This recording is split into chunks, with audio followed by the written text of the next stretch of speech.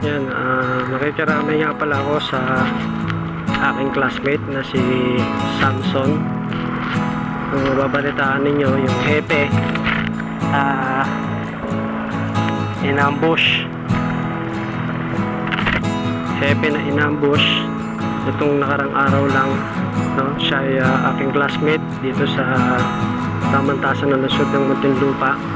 Halos nagulat kami, buong alumni, nagulat kami sa nangyari sa kanya, na talagang ikinabigla namin dahil kung kailan maganda ang kanyang ranggo, maganda ang kanyang pwesto, posisyon, nangyari po yung ganung hindi inaasahan, no? So talagang wala talagang mabubuhay sa ginawa sa kanya, kaya ang hirap talaga tanggapin. Nakikiramay ako sa aking classmate at sana makuha yung hustisya na ginawa nila sa'yo, and peace mate. Salute.